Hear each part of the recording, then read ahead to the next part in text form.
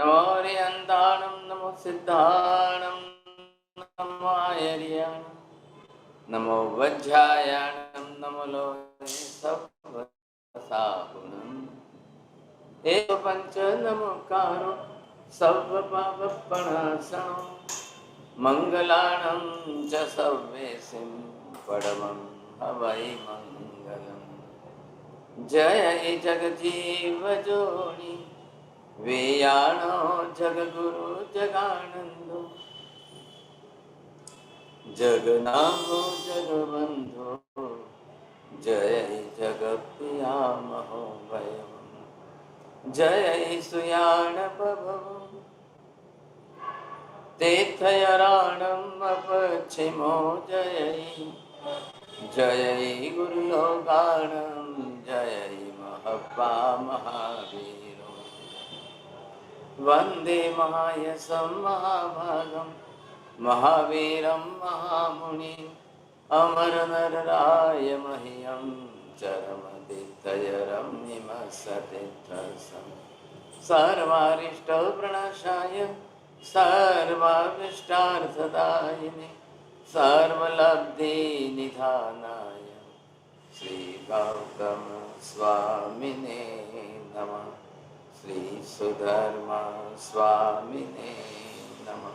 अज्ञानतिमिरान्धनाशलाकया नेत्रमुन्मीलितं येन तस्मै श्रीगुरवे नमः। धर्मलाभ बहुत बहुत आशीर्वाद। सभी को सादर जय जिनेन्द्र। गंधर्वाद की इस 111वीं कक्षा में आप सभी का हार्दिक स्वागत है। जैसा कि पूर्व कक्षा में हमने देखा ही कि अग्निभूति गौतम को जो प्रश्न था कि क्या कर्म है या नहीं, उन्होंने कर्म की सत्ता को स्वीकार ही नहीं किया। कारण क्या बना कि अद्वैतवाद और द्वैतवाद, ये दो चीज हमने पूर्व कक्षा में देखी थी कि अद्वैतवाद में क्या था कि वे आत्मा को ही स्वीकार कर रहे थे, और द्वैतवाद के अंदर क्या देखा, आत्मा और उसके साथ साथ माया अर्थात अविद्या को भी उन्होंने स्वीकार किया। फिर उसके साथ साथ हमने देखा कि जो जैन दर्शन है उसके अंदर क्या हुआ कि पंचास्तिका द्रव्य को तो स्वीकार किया ही है, उसमें विशेष रूप से जो धर्मास्तिका और आकाशास्तिका द्रव्य है वे क्या है, आत्मा के आधारभूत है, लेकिन आत्मा और पुद्गल का क्या है, सहयोग संबंध है। ये चीज हमने देखी थी। फिर क्या देखा कि जो आत्मा है अगर उसको संसार में रहना है तो वह पुद्गल के साथ ही रहेगी, अर्थात पुद्गल से भिन्न रह ही नहीं सकती। और मोक्ष की परिभाषा भी महाराज साहब ने क्या बताई थी कि जिस समय आत्मा पुद्गल के साथ संबंध रखना ही छोड़ दे, पुद्गल के साथ संबंध नहीं रहेगा, पुद्गल ही नहीं रहेगा उसके साथ, तो क्या होगा कि आत्मा की अवस्था मोक्ष की अवस्था कहलाएगी। फिर आगे चलते हुए हमने ये चीज देखी कि जो वैदिक मत है उसके अंदर क्या चीज देखा था हमने, वैदिक मत के अंदर तो आत्मा को एक ही माना है, लेकिन जैन दर्शन में आत्मा को कितना माना, अनंत अनंत। किस प्रकार से कि अनंत में अनंत का गुणा करेंगे तो जो अनंत अनंत आएगा वो तो हो गई आत्मा की संख्या, और पुद्गल के परमाणु की संख्या कैसे बताई थी कि अनंत का अनंत में अनंत बार गुणा करेंगे तो जो संख्या आएगी वो क्या आएगी, पुद्गल परमाणुओं की संख्या आएगी। तो ये चीज हमने पूर्व कक्षा में विशेष रूप से जानी थी। अब आगे की कक्षा के लिए महाराज साहब से निवेदन कर। हाँ जी, बहुत बहुत धर्मलाभ। आज हम यहाँ पर जो एक मुख्य विचारणा कर रहे हैं साहब, अब ये विचारणा किसकी है, कर्म की व्यवस्था, कर्मवाद है कि नहीं है। अब ये पूर्व भूमिका को हम समझ गए। अग्निभूति जी की शंका क्यों? अग्निभूति जी की शंका का मुख्य कारण यही है कि उनको वेद के अंदर सर्वत्र विष्णु विष्णु विष्णु विष्णु के ही बातें मिली, लेकिन जब उन्होंने दूसरी जगह विरोधाभासी सिद्धांत देखे तब जाकर उनकी शंका। अब हमें ये देखना है कर्म सत्ता है कि नहीं, कर्म की व्यवस्था है कि नहीं। ऐसा क्या कर्म की व्यवस्था के बिना जगत है? क्या कर्म की सत्ता न हो तो कोई दूसरी सत्ता, दूसरी व्यवस्था है कि जिसके आधार पर पूर्ण जगत, संपूर्ण व्यवस्था चल रही है? ऐसा कुछ है क्या? ये बातें हमको कुछ समझनी बहुत जरूरी हो गई है। लेकिन अब यहाँ पर हम बात कर रहे हैं संसार की, तो यहाँ संसार दो अर्थों में है, वो भी आप देख लीजिए।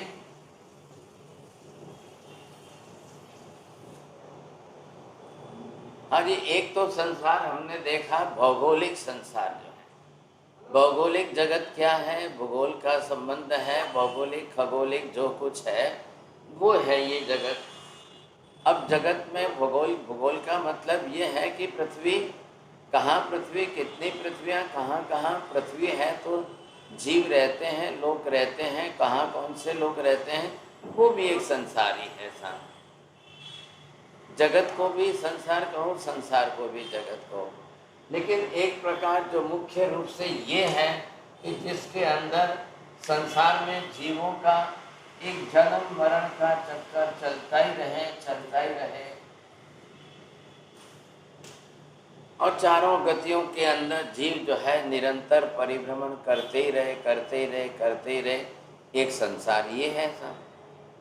अब ये संसार कि ये संसार, इसकी व्यवस्था देखो कि इसकी व्यवस्था देखो, अरे ख्याल में आपको, तो जगत की संपूर्ण व्यवस्था, अब ये व्यवस्था किसके आधार पर है, ये संरचना है, और ये क्या है, मात्र परिभ्रमण है। कैसा परिभ्रमण है, जन्म मरण करते जाओ, जन्म मरण करते जाओ, जन्म के बाद मरण, मरण के बाद फिर जन्म, जन्म के बाद फिर मरण, फिर मरण के बाद फिर जन्म, ये चक्कर चलता ही जाए, चलता ही जाए। अब ये चक्कर रुकता नहीं है ना, ये रुकने का नाम नहीं है।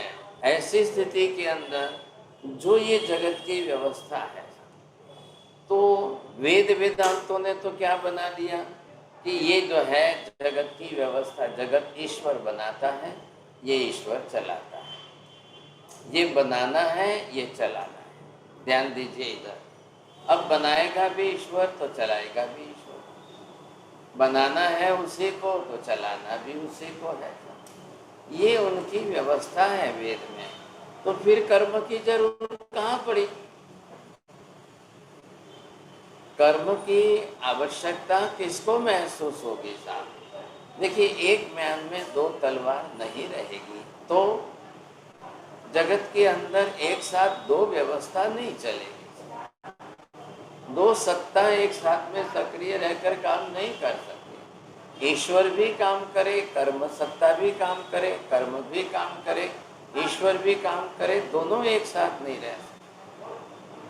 वैदिक दर्शन ने, वेद वेदांतों ने क्या मान लिया है, कर्म जन्य सारी व्यवस्था, कर्म जन्य सारे काम ईश्वर ही करता है, ईश्वर ही सब कुछ कर रहा है, इसलिए उनको कर्म सत्ता मानने की जरूरत नहीं है। कर्ता हर्ता ईश्वर है, कर्ता भी वही है, कराता भी वही है, और कर्म का फल भी वही देता है, संचालन उसके हाथ में है, पूरी व्यवस्था उसके हाथ में है।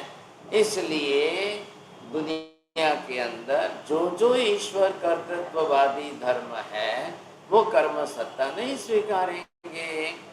वो कर्म सत्ता स्वीकारे तो उनकी ईश्वर की व्यवस्था पर धक्का लग जाता है। अरे ये बात समझ में, पहले बात समझने की कोशिश करिए, आप समझे कि नहीं, तो ही बात बैठे। बोलिए नवीन भाई, क्या कहा मैंने। कर्म सत्ता को स्वीकार नहीं करेंगे तो ये व्यवस्था हो ही नहीं सकती है, ऐसा वैदिक धर्म के अनुसार। नहीं, क्या बोला मैंने, दो सेंटेंस बोलने काम के। ख्याल नहीं महाराज, ख्याल नहीं। नहीं, चलिए, हाँ जी, कर्म और ईश्वर ये दो व्यवस्था नहीं बैठ सकती है। क्यों नहीं बैठ सकती है, कर्म द्वारा जितनी व्यवस्था होती है, कर्म का जितना कार्य क्षेत्र है, वो सब ईश्वर ही कर रहा है। इसलिए जो जो ईश्वरवादी दर्शन है, धर्म है, वो कर्म सत्ता नहीं स्वीकारेंगे। कर्म सत्ता स्वीकारे तो ईश्वर की सत्ता को धक्का लग जाता है। शकुन जी जैन, बोलिए जल्दी। मतिनमदार में उन्होंने बताया कि जो वैदिक सत्ता है वो कर्म सत्ता को नहीं मानती, अगर वो कर्म सत्ता को मानती है तो ईश्वर सत्ता पे धक्का लगता है, तो दोनों एक साथ में नहीं चल सकते। अब बात क्या है, अगर मान लो कि कर्म सत्ता को न मानकर मात्र ईश्वर की व्यवस्था को मानो, लेकिन दो में कंपैरिजन करिए, ईश्वर की व्यवस्था ज़्यादा शुद्ध है, निर्दोष है, या कर्म की सत्ता ज्यादा निर्दोष और शुद्ध है, पहले ये देखना है।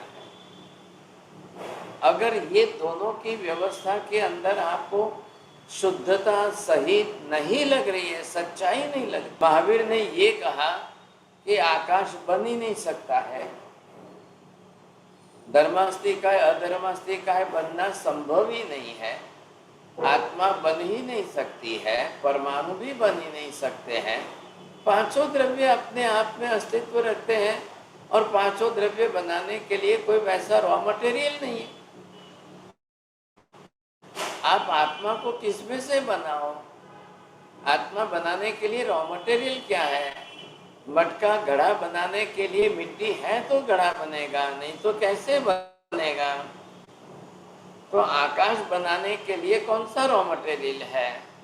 परमाणुओं से आकाश नहीं बनता है, परमाणु नहीं है, इसके बाहर का अलोकाकाश बहुत बड़ा है, अनंत गुना बड़ा है। तो वहां जहां परमाणु ही नहीं है फिर कैसे बन गया? अब ये जब आप देखेंगे तब इतना बड़ा जो बाहर का ये अलोक है, लेकिन अलोक में भी आकाश द्रव्य तो है ही है। इधर लोक में भी आकाश द्रव्य है, इधर अलोक में भी आकाश द्रव्य है। आप ये बोलेंगे कि लोक के अंदर आकाश जो है परमाणु में से बन गया, तो अलोक का आकाश कहां से किस में से बना? नंबर 2 ध्यान से समझिए, लोक का आकाश यदि परमाणु से बना हो तो परमाणु वर्ण गंध रस स्पर्श वाले हैं, तो उसी के गुणधर्म वापिस आकाश में आने चाहिए, वर्ण गंध रस स्पर्श होने चाहिए। अगर परमाणुओं के सम्मिश्रण संयोजन से आत्मा बनती है तो जो परमाणु के मुख्य घटक हैं वर्ण गंध रस स्पर्श, वो परमाणु से बने हुए पदार्थ में अनिवार्य रूप से आने चाहिए। ऐसा जगत का एक भी पदार्थ नहीं है जो परमाणु जन्य हो फिर भी उसमें वर्ण गंध रस स्पर्श न हो, ऐसा एक भी जगत में पदार्थ नहीं है। बोलिए नीति बहन, बोलिए। जी महाराज सर, आपने बताया कि अगर लोकाकाश में आकाश है, पर अगर लोकाकाश में आकाश परमाणुओं से बना है तो फिर अलोकाकाश में आकाश कैसे आया? सेकंड पॉइंट कि जो लोक अगर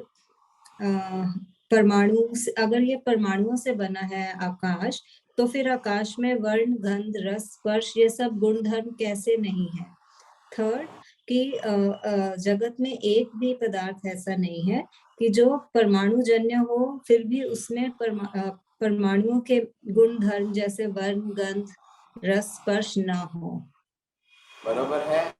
अब यही बात आत्मा में ले लीजिए, अगर आत्मा को भी परमाणु से बनाया है तो परमाणु के वर्ण गंध रस स्पर्श बने हुए आत्मा में आना चाहिए, लेकिन आत्मा के वर्ण गंध रस स्पर्श नहीं है, आकाश के वर्ण गंध रस स्पर्श नहीं है, तो सिद्ध हो जाता है कि आत्मा आकाश परमाणु जन्य नहीं है। जोड़िया जी बोलिए जल्दी।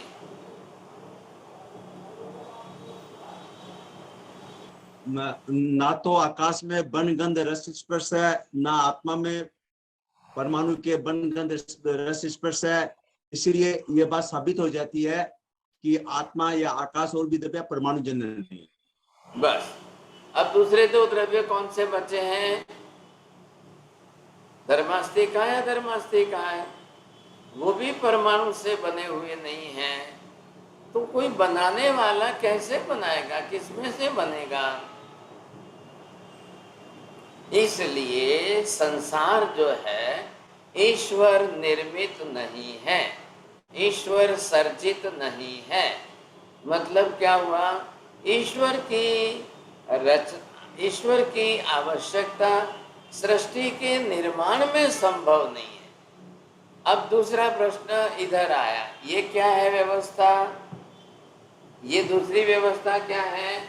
जन्म मरण वाले परिभ्रमण वाला संसार।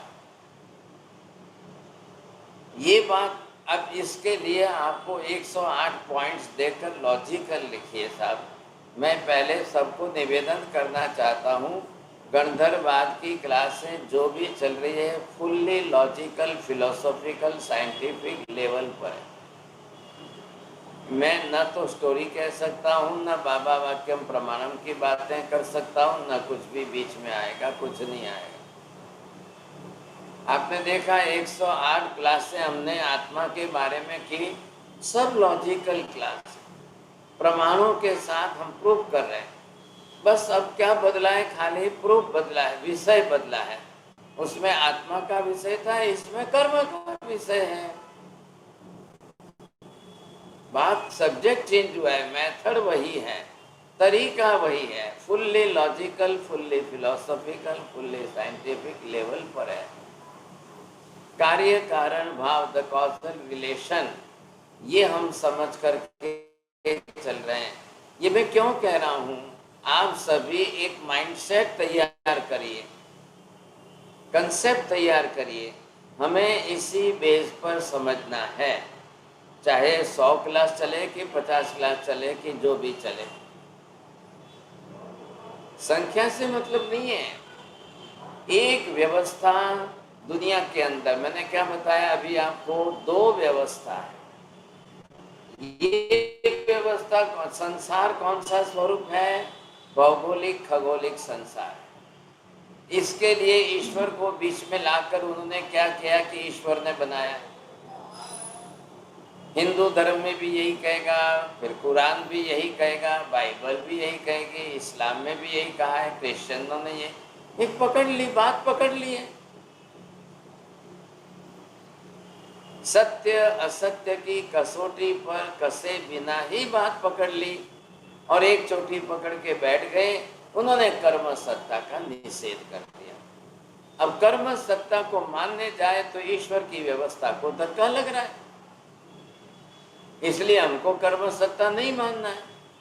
लेकिन अब कर्म सत्ता के कार्य जगत की व्यवस्था में चल रहे हैं, तो उन्होंने चालाकी क्या की कि चलो कर्म सत्ता के जितने कार्य जो भी है हम हमारे ईश्वर के हाथ में दे देते।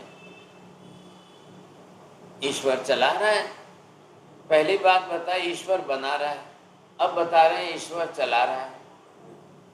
फर्क समझिए साहब ध्यान से, ईश्वर बना रहा है और ईश्वर चला रहा है। तो कर्म कहाँ बीच में आया, बिल्कुल नहीं आया।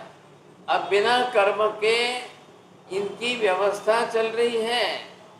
अब ये सही है, गलत है, सत्य है, असत्य है, कोई विचार नहीं है, बस स्वीकार कर लिया है।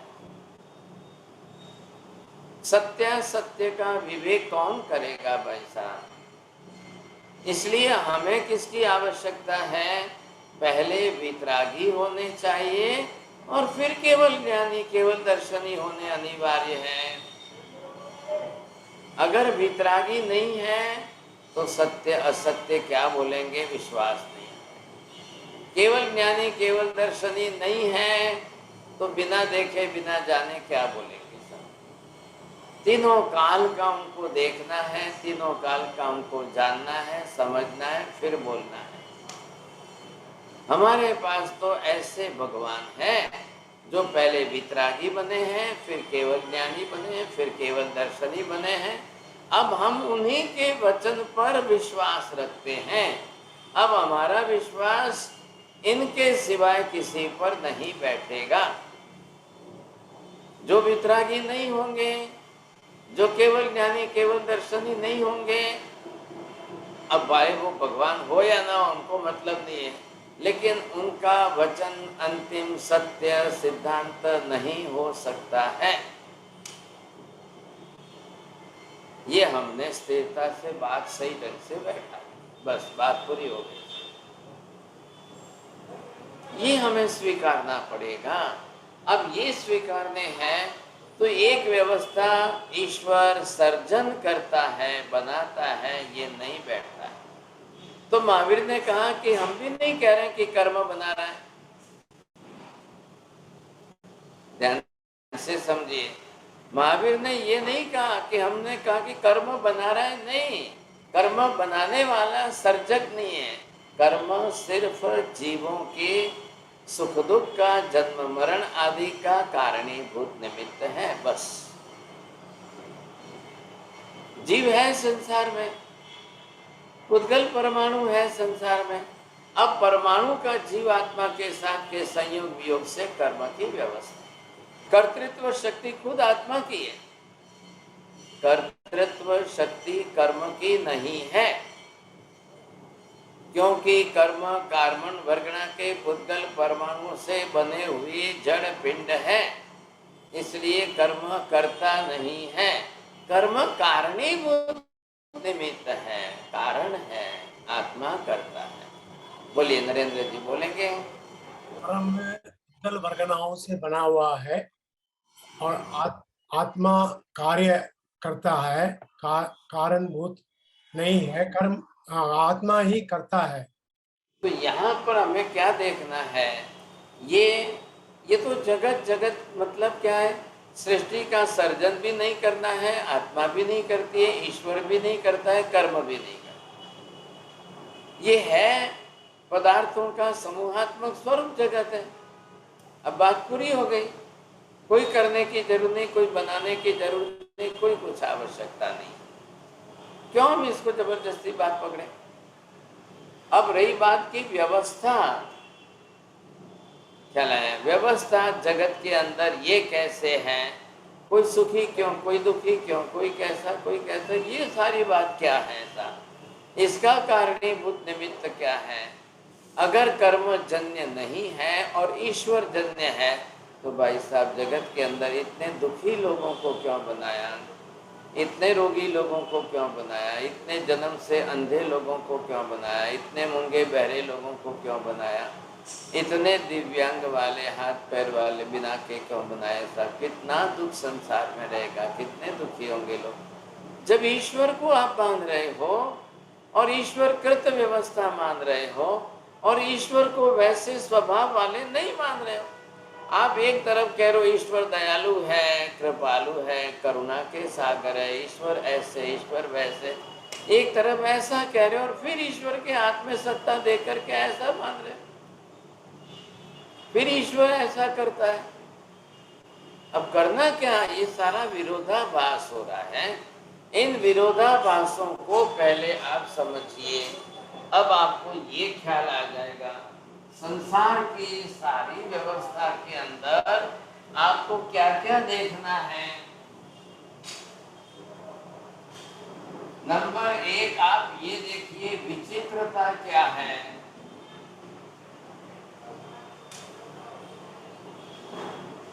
संसार की व्यवस्था के अंदर अब ये जो संसार जिस प्रकार का जैसा है, तो संसार की व्यवस्था के अंदर क्या क्या देख रहे हैं आप। नंबर एक जो है ये आप देख रहे हो, अब ये विचित्रता है, ये विषमता है।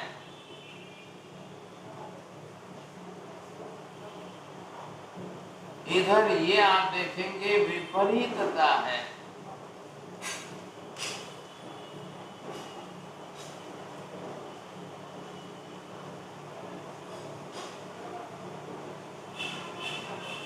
ये आप इधर देखेंगे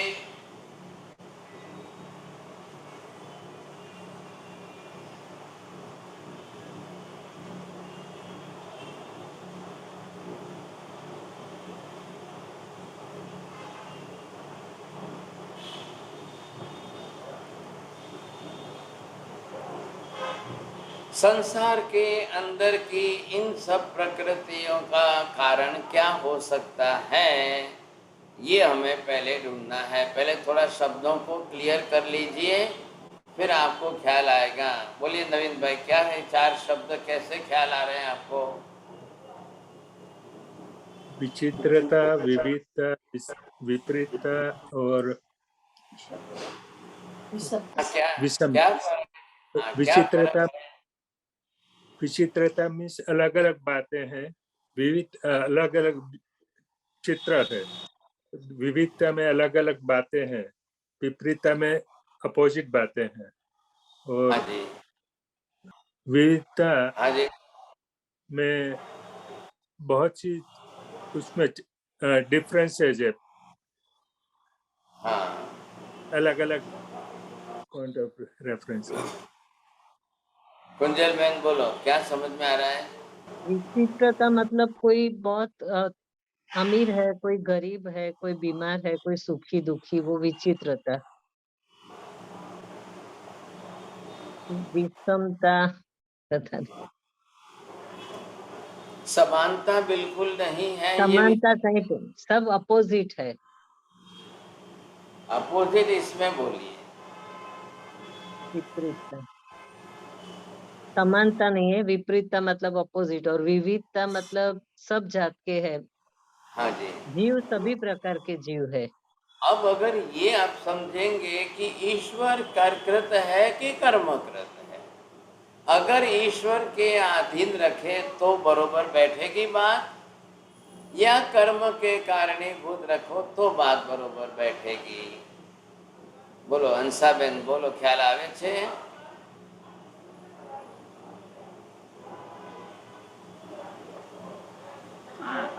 अगर ईश्वर के कर्ता मानेंगे तो ये विषमता और विपरीतता क्यों है, इसका सवाल का जवाब नहीं मिलेगा। लेकिन कर्म से मानेंगे तो ही ये सब बैठेगा। आप आपकी श्रद्धा के हिसाब से मत बोलिए, यहाँ लॉजिकल अप्रोच बैठा करके बोलना है। ईश्वर के द्वारा अगर जगत की व्यवस्था हो तो विचित्रता संभव है क्या? विषमता होनी चाहिए क्या? विपरीतता रहनी चाहिए क्या? विविधता करनी चाहिए क्या ईश्वर को? ईश्वर एक सरीखा नहीं बना सकता है क्या?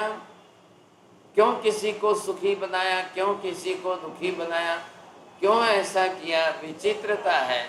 एक राजा है, एक रंक है, एक अमीर है, एक गरीब है, एक भिखारी है, एक श्रीमंत है। एक के घर में खाने का बहुत है लेकिन कोई खाने वाला नहीं है, दूसरे के घर में खाने वाले बहुत है लेकिन खाने का ही कुछ नहीं है। ऐसा ये क्या है सब? ऐसा क्यों होना चाहिए? इतनी विचित्रता क्यों रखनी चाहिए? बनाने वाला एक ही है, ईश्वर एक ही है। ईश्वर भी दो चार अलग अलग नहीं है। ऐसा नहीं कि इस ईश्वर ने ऐसा बना लिया, इस ईश्वर ने ऐसा कर दिया, ऐसा भी नहीं है। एक ही ईश्वर, एक ही बनाने वाला है। अद्वैत, अद्वैतवादियों का सिर्फ यही सिद्धांत है, ईश्वर है और ईश्वर एक ही है और वही करता है, वही सृष्टि का सर्जन कर रहा है, वही सब कुछ बना रहा है, वही सब कुछ कर रहा है, ऐसा उनका कहना है। द्वैतवादी भी यही कह रहे हैं, ईश्वर एक ही है, वही बनाता है, लेकिन उन्होंने ईश्वर के अतिरिक्त माया को, अविद्या को स्वीकारा है। ख्याल आया कि नहीं? तो ये बातें उन्होंने क्या की है, और बहुत बड़ा विषय है सब ये तो। अब कुरान के आधार पर इस्लाम के अंदर एक ही बात स्वीकारी गई है, इसीलिए वो कहते हैं अल्लाह अकबर कि भाई अल्लाह एक ही सबसे बड़ा ईश्वर है, दूसरा कोई है ही नहीं। वो कर्म वरम कोई सिद्धांत नहीं मान रहे हैं। और कुरान के जैसा ही बाइबल है, दोनों कुरान और बाइबल दोनों एक माँ की दो बेटियां हैं, कोई फर्क नहीं है इस विषय में। तो क्रिश्चियनों ने भी यही कह दिया, एक ही ऑलमाइटी गॉड है और वही बना रहा है, उसी का काम है सब। तो ये प्रश्न खड़ा हो रहा है कि ऐसे जगत के अंदर ये साफ साफ संसार में दिखाई दे रहा है, आज से नहीं है, हमेशा से है। आज ही ऐसा मत समझिए, हमेशा से यही चल रहा है। तो क्यों बनाया फिर ईश्वर ने?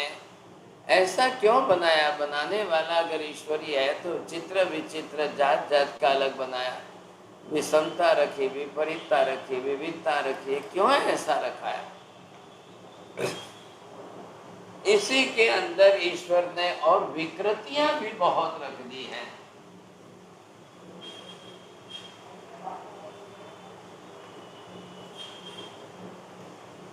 अब ये उनका ही बनाया हुआ संसार है, तो क्यों इतनी विकृतियां रखी है साहब? क्या कारण क्या है आखिर?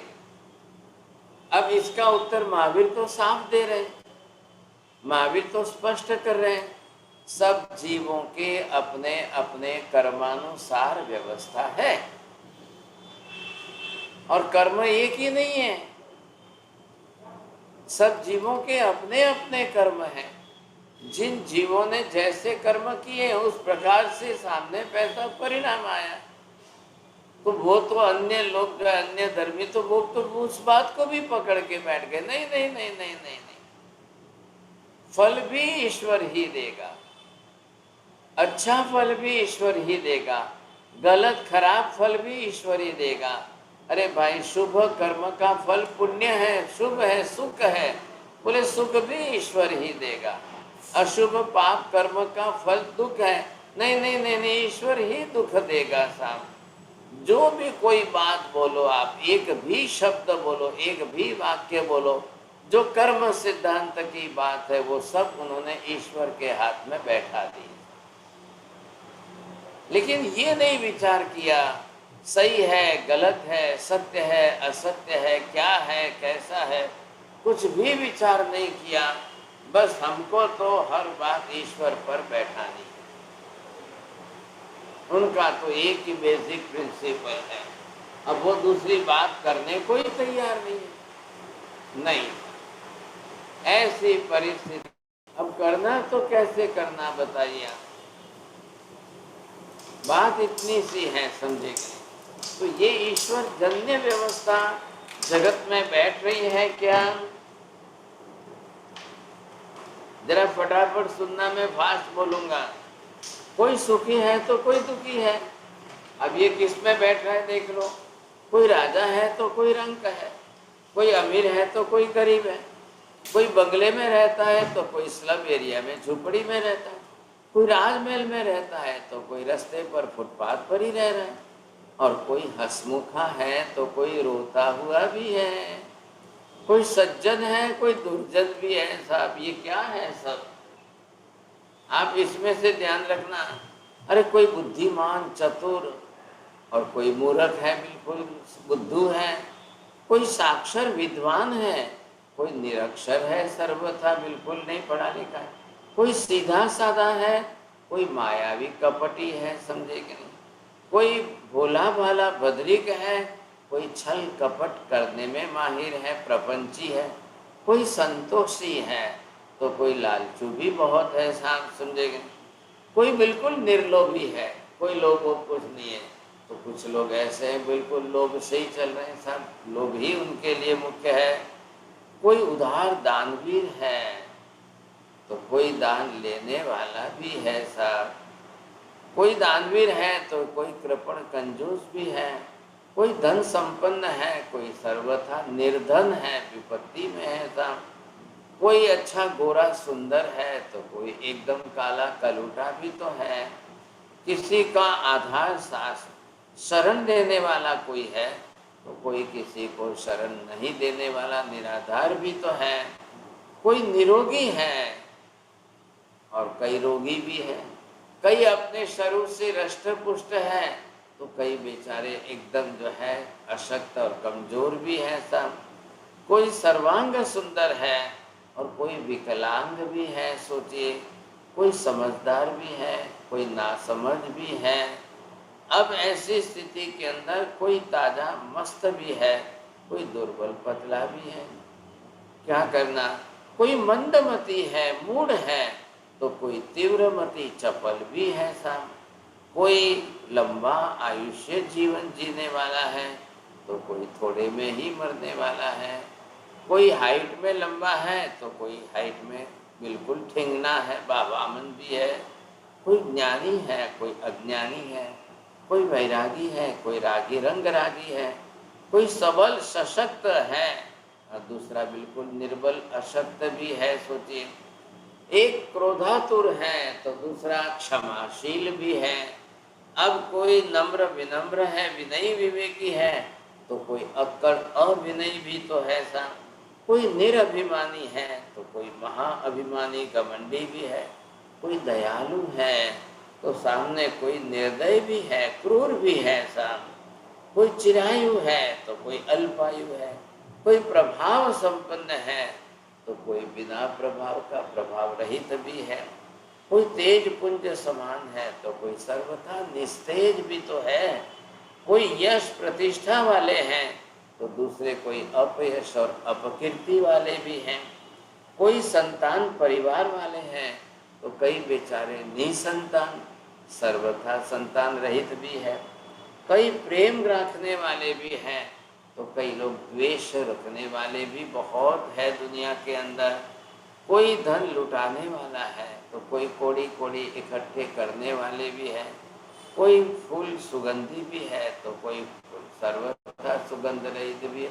अब आप भी तो बनाएंगे, सैकड़ों बनाइए ना, ये मैंने इसके एग्जाम्पल दिए हैं संसार में। अब महावीर तो साफ कह रहे ये सब कर्म की व्यवस्था है, संपूर्ण कर्म की व्यवस्था है। लेकिन अब ये दो सत्ता अलग अलग बना ली है और दूसरी सत्ता के अंदर मात्र ईश्वर कृत व्यवस्था है, तो ये आप या तो दो सत्ता के ये या आप व्यवस्था के ये। अब एक व्यवस्था ईश्वर आधीन,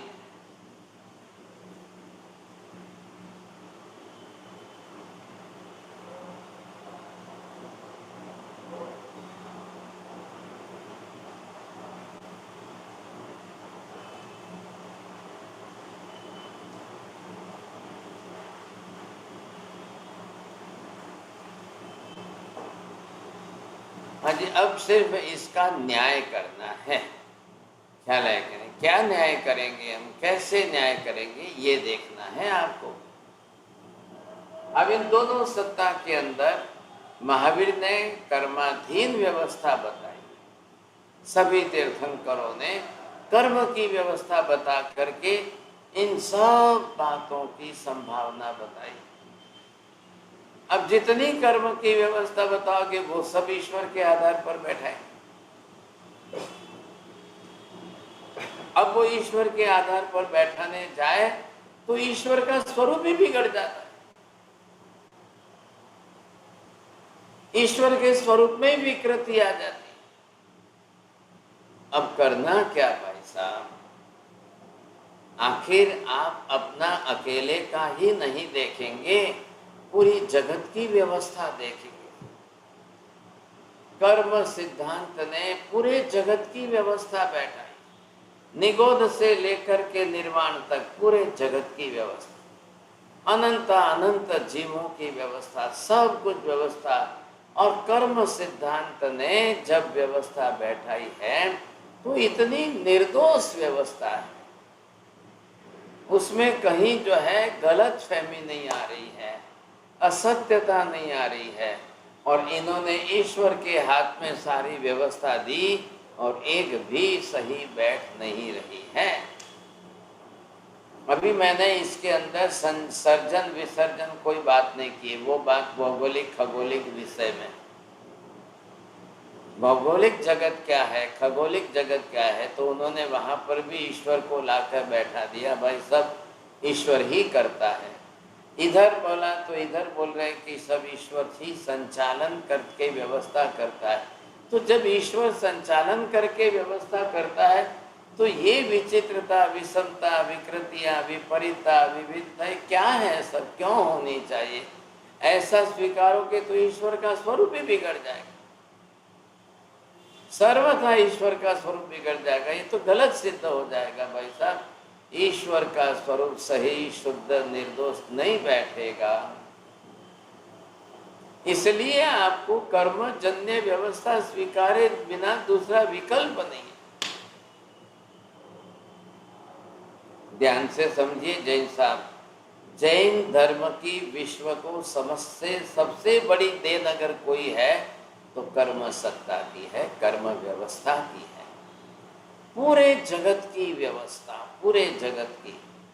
निगोद से लेकर के मोक्ष में जाए, वहां तक जीवों की सारी संपूर्ण व्यवस्था सब कुछ जो है वो एकमात्र कर्म के अधीन व्यवस्था दी है।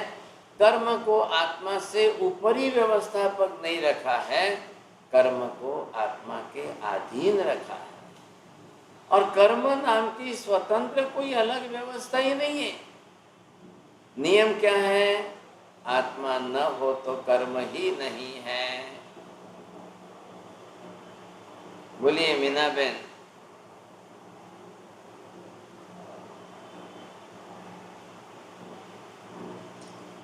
If there is no soul, there is no karma. Right. If there is no soul, then there will be no karma. अब इन्होंने क्या किया है? ईश्वर को स्वीकारा, कर्म को नहीं स्वीकारा। जैन धर्म ने ईश्वर को स्वीकारा है, लेकिन ईश्वर सृष्टि का कर्ता नहीं, सर्जनहार नहीं, विलय करने वाला नहीं है। ईश्वर अरिहंत और सिद्ध के रूप में है और उनको कर्म की व्यवस्था से अलग रखा है। सब जीवों की अपनी अपनी कर्म व्यवस्था स्वतंत्र है। बस बात पूरी हो गई। मैंने आपको एसेंस निकाल करके सारांश दे दिया। मनीषा बहन जी बोली।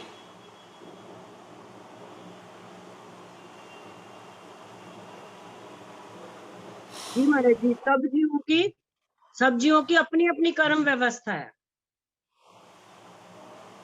2-3 बात है, 2-3 सेंटेंस है। मेहता जी बोली, आप करो। निचोड़ में सारांश दिया। जैन धर्म में ईश्वर को अरिहंत सिद्ध स्वरूप में स्वीकारा है। जैन कर्म को ईश्वर आत्मा के अस्तित्व के साथ ही जोड़ा हुआ है। तो ये दूसरा सेंटेंस। कर्म को ईश्वर के साथ नहीं जोड़ा है, कर्म को ईश्वर से सर्वथा स्वतंत्र रखा है। अब ईश्वर तो महावीर स्वामी मोक्ष में चले गए, अब वो क्या मोक्ष में बैठे हुए जगत की व्यवस्था करेंगे?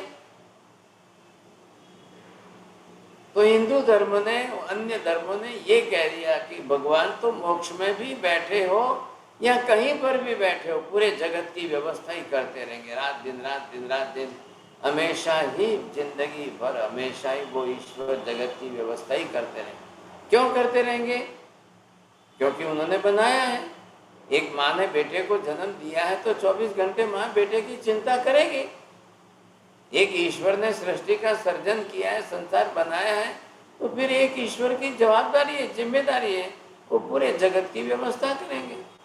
जैन धर्म ने कह दिया, भाई साहब क्यों ईश्वर को इसमें पकड़ाते हो? ईश्वर का सारा स्वरूप खराब हो जाएगा, बिगड़ जाएगा, विकृतियां ईश्वर के अंदर आ जाएगी, दोष आ जाएंगे सब ईश्वर में। महावीर स्वामी अपने कर्म क्षय करके मोक्ष में चले गए, पार्श्वनाथ अपने कर्म क्षय करके मोक्ष में चले गए। अब उनको जगत से कोई संबंध नहीं और जगत के सुख दुख से कोई लेना देना नहीं। जगत के जीवों की कर्म व्यवस्था के वो कारणीभूत निमित्त नहीं है, कुछ भी नहीं है। तो हिंदू धर्म ना नहीं कहेगा। वेद वेदांतों को मानने वाले वो कहेंगे हमेशा ही ईश्वर जगत की चिंता में रहते, हमेशा ही ईश्वर जगत की चिंता करते रहते हैं, सर्जन करते रहते हैं, विसर्जन करते रहते हैं, संचालन करते रहते हैं। तो उन्होंने ईश्वर को 3 स्वरूप में डिवाइड कर दिया। ब्रह्मा जी सृष्टि का सर्जन करेंगे, विष्णु जी संचालन करेंगे। Vishnu ji is the organiser of this and the Brahma ji is the creator of this universe, and ultimately the last one is the Shankar ji. He will destroy the whole universe again.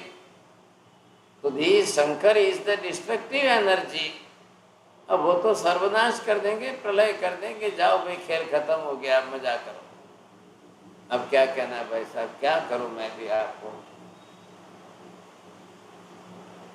मैं एक बात आपको कहना चाहता हूं चोरडिया जी, मैंने 2000 साल के अंदर, आज से 22 साल पहले इसी सब्जेक्ट पर पीएचडी की है साहब।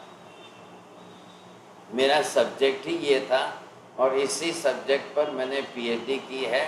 काफ़ी डिटेल में लॉजिकल आर्ग्यूमेंट लिखे हैं पुणे यूनिवर्सिटी से की है और वहाँ से पीएचडी हुई है। सब दर्शनों का, सब धर्मों का, कुरान का, बाइबल का सब कुछ लिखा है एंड लॉजिकल अप्रोच के साथ लिखा है। क्या लाया करें, कोई महावीर मेरे रिश्तेदार नहीं है साहब, लेकिन सामने कोई जो है मेरे दुश्मन भी नहीं है। मैं तो लॉजिकल आर्ग्यूमेंट्स जो है, आइदर इट इज वैलिड और नॉट, ये सही है कि गलत है, सत्य की कसौटी पर कसते हुए मुझे स्टडी करनी थी। बहुत कुछ लिखा है, बहुत। फर्स्ट वॉल्यूम ये क्रिएशन के बारे में, सेकंड वॉल्यूम ईश्वर का रियल फॉर्म क्या है, स्वरूप कैसा है, वो भी लिखा है। लेकिन जगत के सब धर्म दर्शनों की कंपैरेटिव स्टडी करनी पड़ी तब लिखा। ऐसे तो नहीं लिखा जाता है वैसे।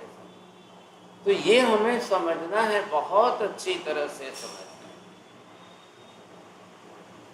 अग्निभूति गौतम के सामने ये द्विधा खड़ी है, ये द्विधा है, क्या करूं। इधर कह रहे जले विष्णु स्थले विष्णु, विष्णु पर्वत मस्तके, सर्व जगत जो है विष्णुमय है, सब जगह विष्णु ही विष्णु है, सब जगह विष्णु ही विष्णु है। अब विष्णु ही सब जगह पर है, ब्रह्मा जी ने सर्जन किया, अब विष्णु जी संचालन कर रहे हैं।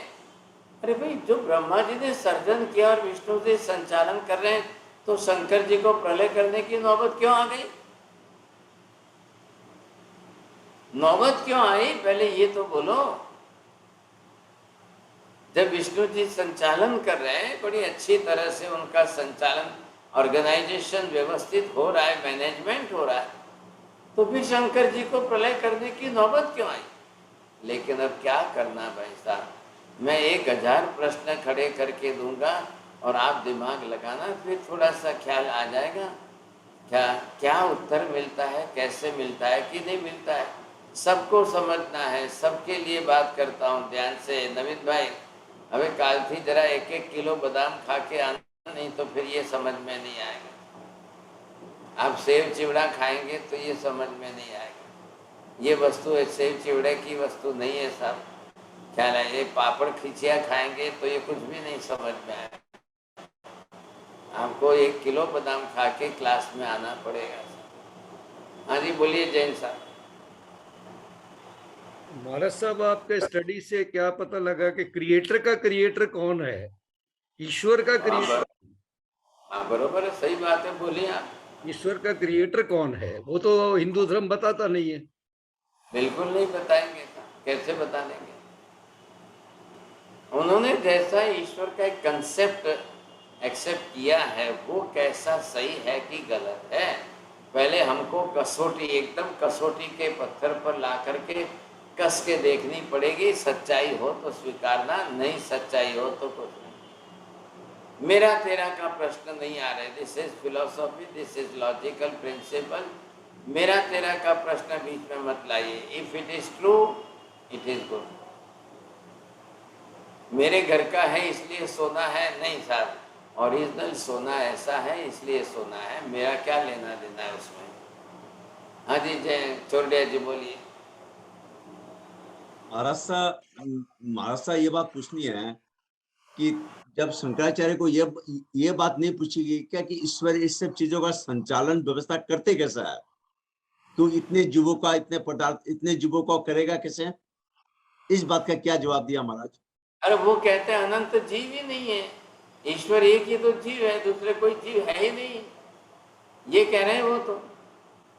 तो फिर अपनी व्यवस्था, ईश्वर अपनी व्यवस्था खुद ही करता है क्या फिर? हाँ, यही तो बात है ना। अपना संचालन, अपने को प्रोडक्शन किया और अपनी व्यवस्था खुद ही करता है बस। दूसरा अच्छा। ईश्वर है ही नहीं, दूसरा किसी की सत्ता ही नहीं है। अद्वैतवाद का मतलब ही है only one thing is existing, not the another thing is existing at all.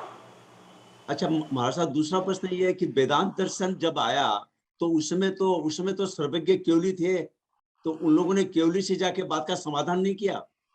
अरे भाई साहब, केवली नहीं थे, वो मानते ही नहीं है।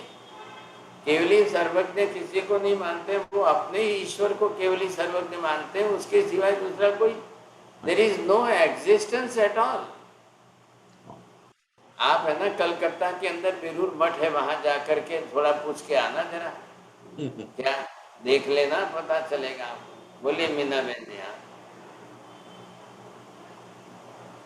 So what's the actual meaning of Vishamta and Vikrutya? Vishamta, there is no similarity at all. Whatever the thing is existent, there is no similarity at all. And absolutely, which is we can say the opposite thing, it is in the Viparita. And Vikriti, just like you are putting the lemon juice in the milk. So what will happen?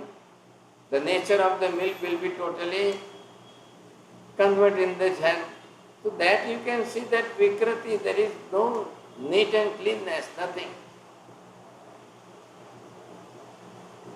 हाँ जी, बोलिए नीति बहन।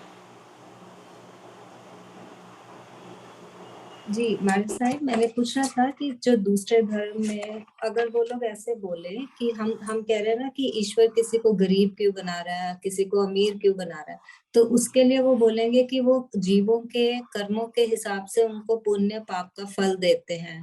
अरे भाई, तो फिर आगे बात कर्मों के हिसाब से। लेकिन करते ईश्वर हैं। You are accepting both the things. Ishwar is also existing and the karma is also existing. So then the karma is according to the Ishwar or the Ishwar is according to the karma. Ishwar is under the karma or the karma is under the Ishwar. They are not ready to accept. Your question is only like this, but they are not saying this thing. हाँ जी, कुंजल बहन बोलो, जल्दी करिए, बोले। हाँ साहब जी, अगर वो बोलते हैं कि एक ही जीव है, अनंत जीव नहीं है, तो फिर जो ये सब दिख रहे हैं हम इतने जीव, तो वो कैसे? तो वो कह रहे हैं कि भाई एक आकाश में सन सूर्य है और आप 10 लाख थाली के अंदर पानी डाल के रखोगे तो आपको कितने प्रतिबिंब दिखाई देंगे? Same like that. वो ये कह रहे हैं कोई जीव ही नहीं है, कुछ नहीं है, बस एक ईश्वरी है। अब जरा आप थोड़ा सा, एक ही आएगा, प्रतिबिंब एक ही आएगा, ये जीव तो सब अलग अलग है। आप ऐसे कैसे बोल रहे हो? 10 लाख मिरर रख दो, 10 लाख थाली रख दो, कितने आएंगे मेरे इमेजेस, कितनी आएगी? नहीं, मगर सब एक तरीके आएगी इमेजेस, तरीके आएगी। हाँ, ये जरूर बोलिए आप, लेकिन 10 लाख हम लोग सब इतने डिफरेंट है, एक तरीके आएगी ना। वो तो सुखी दुखी छोटा बड़ा अलग तो नहीं आएगा। 10 लाख इमेजेस तो आएगी ना। तो वो तो कहते हैं ये प्रतिभास है, ये आपको खाली दिख रहे हैं, बाकी नहीं है, रियलिटी नहीं। अब बहुत प्रश्न है, हमको चलना है, बहुत लंबा चलना है, अभी 1-2 महीने इसी में चलेंगे हम, इसलिए मैंने पहले था। हाँ, गौतम स्वामी तो वेदांती थे ना, तो उनके जो परिवार या उनके जो फॉलोअर्स होंगे वो कैसे उधर जैन हो गए या कोई नहीं? ये सभी 11 ब्राह्मण सभी वेदांती है, सभी वैदिक दर्शन वाले, सभी वेद वेदांतों को मानने वाले, उनके फैमिली वगैरह सब उसी प्रकार के थे। लेकिन इन्होंने सबने यहाँ आकर महावीर के सामने डिस्कशन करके, सत्य स्वीकार करके, सब कुछ छोड़कर महावीर की दीक्षा ले ली। इन्होंने कर्म सिद्धांत माना, इन्होंने आत्मा को माना, इन्होंने मोक्ष को माना, क्योंकि सम्यक दर्शन प्राप्त किए बिना कोई गणधर बन ही नहीं सकते ना। इन्होंने तो सबने बदला। अब उनके फैमिली की बात रही साहब, अब उनके परिवार वालों की बात अलग है, वो कोई ऐसा चरित्र मिल नहीं रहा है। चलिए आगे बहुत डिस्कशन करना है, इसके लिए मेंटली प्रिपेयर हो जाइए, थोड़ा सा तैयारी रखना। नमो हरियंताणम, नमो सिद्धाणम, नमो हरियाणम, नमो वज्रायाणम, नमो लोहे सर्वसागुणम, एषु पंच नमोकारो सर्वपावपणासनो, मंगलाणं च सर्वेसिं परमं हवै मंगलम्। मंगलम भगवान वीरो, मंगलम गौतम प्रभु, मंगलम स्थूलिभद्राद्या जैन धर्मोस्तु मंगलम। चत्तारि मंगलम अरिहंता मंगलम, सिद्धा मंगलम, साहु मंगलम, केवली पन्नतो धम्मो मंगलम। चत्तारि लोकोत्तम, अरिहंता लोकोत्तम, सिद्धा लोकोत्तम, साहु लोकोत्तम, केवली पन्नतो धम्मो लोकोत्तम। चत्तारि शरणं प्रपद्यामि, अरिहन्ते शरणं प्रपद्यामि, सिद्धे शरणं प्रपद्यामि, साहु शरणं प्रपद्यामि, केवली पन्नत्तं धम्मं शरणं प्रपद्यामि। सर्वमङ्गलमाङ्गल्यं सर्वकल्याणकारणं प्रधानं सर्वधर्माणां जैनं जयति शान्तिः। धर्म लाभ बहुत बहुत आशीर्वाद।